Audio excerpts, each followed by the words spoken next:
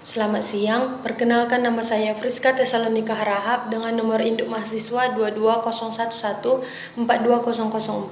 Di sini saya akan mempresentasikan proposal saya yang berjudul Pengaruh Ekstrakurikuler Marching Band terhadap minat peserta didik di SMP Negeri 1 Sipiro. Pada bab 1 yaitu pendahuluan, yang pertama yaitu latar belakang. Marching band merupakan salah satu kegiatan bermusik yang dilakukan secara ensemble atau beramai-ramai. Saat ini marching band sudah banyak berkembang di sekolah-sekolah yang ada di Indonesia, mulai dari TK, SD, SMP, SMA, SMK maupun mahasiswa. Salah satu sekolah yang memiliki ekstrakurikuler marching band ini adalah Sekolah SMP Negeri 1 Sipiro yang berada di daerah Sipiro, Tapanuli Selatan, Sumatera Utara. Namun tidak banyak siswa ataupun siswi yang minat atau mengikuti kegiatan ekstrakurikuler marching band ini di sekolah SMP Negeri 1 Sipiro. Yang kedua adalah identifikasi masalah. Identifikasi masalahnya yang pertama, kurangnya keinginan atau minat siswa-siswi dalam mengikuti ekstrakurikuler marching band di sekolah SMP Negeri 1 Sipiro. Yang kedua, banyaknya kegiatan ekstrakurikuler yang ada di SMP Negeri 1 Sipiro membuat para siswa-siswi memilih opsi lain. Yang ketiga, guru yang tidak mensupport baik kegiatan ekstrakurikuler marching band di SMP Negeri 1 Sipiro.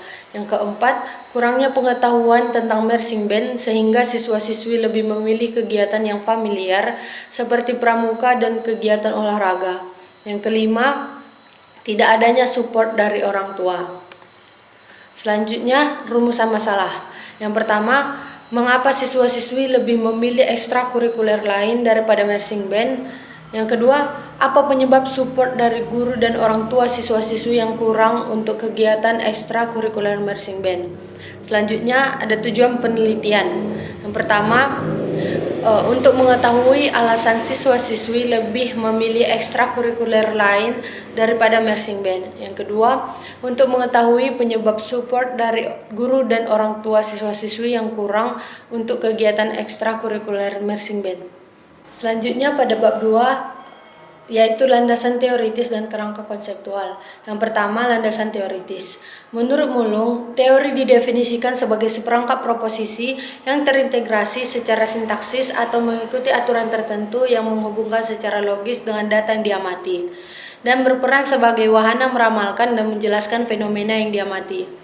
Lalu menurut Neumann mendefinisikan teori sebagai konsep, proposisi, dan definisi yang digunakan untuk melihat sebuah fenomena secara tersistematis. Digunakan untuk melihat spesifikasi hubungan antara variabel yang memudahkan dalam meramalkan fenomena penelitian. Lalu yang kedua, ada kerangka konseptual. Yang pertama, pengertian pengaruh. Dalam Kamus Besar Bahasa Indonesia, pengaruh adalah daya yang ada atau timbul dari sesuatu, baik itu orang atau benda, yang ikut membentuk watak, kepercayaan, atau perbuatan seseorang. Yang kedua, pengertian minat. Minat adalah suatu rasa lebih suka dan rasa ketertarikan pada suatu hal atau aktivitas tanpa ada yang menyuruh.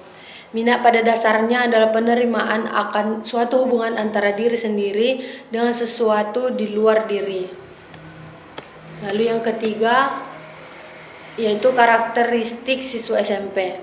Yang pertama, usia siswa sekolah menengah pertama atau SMP. Di Indonesia sekarang ini rata-rata usia SMP adalah umur 13 tahun. Walau untuk beberapa sekolah bisa saja umur 12 tahun. Kemudian karakteristik fisik siswa sekolah menengah pertama atau SMP. Fisik adalah salah satu perubahan yang paling kentara. Perubahan yang menandakan karakteristik anak remaja dari segi fisik mungkin sudah terjadi di tahun-tahun terakhir anak-anak di sekolah dasar. Perubahan tersebut akan berkembang seiring dengan waktu. Kemudian selanjutnya yaitu karakteristik emosi siswa SMP. Perubahan emosi juga menyertai perkembangan siswa SMP. Berikut ada perubahan-perubahannya. Yang pertama, lebih senang sendiri. Yang kedua, mood yang berubah-ubah. Lalu yang ketiga, memperhatikan penampilan. Pada bab 3 yaitu rancangan metode penelitian. Pada saat melakukan penelitian ada 3 metode penelitian. Yang pertama, pendekatan metode kualitatif, yaitu pendekatan yang menekankan pada aspek pemahaman yang mendalam terhadap suatu masalah daripada melihat masalah untuk generalisasi penelitian. Lalu yang kedua ada pendekatan metode kuantitatif, yaitu pendekatan yang didasarkan pada filosofi positivisme. Lalu yang ketiga ada pendekatan metode campuran. Metode campuran ini yaitu gabungan komponen penelitian kualitatif dan kuantitatif untuk memperluas dan memperkuat kesimpulan penelitian. Berdasarkan uraian yang telah saya kemukakan, dapat disimpulkan bahwa penelitian ini menggunakan pendekatan kualitatif karena semua data yang diperoleh dalam bentuk hasil interview dan tatap muka. Penelitian ini merupakan jenis penelitian berdasarkan studi kasus. Sekian presentasi saya. Jika ada kekurangan atau kesalahan kata, saya mohon maaf. Terima kasih.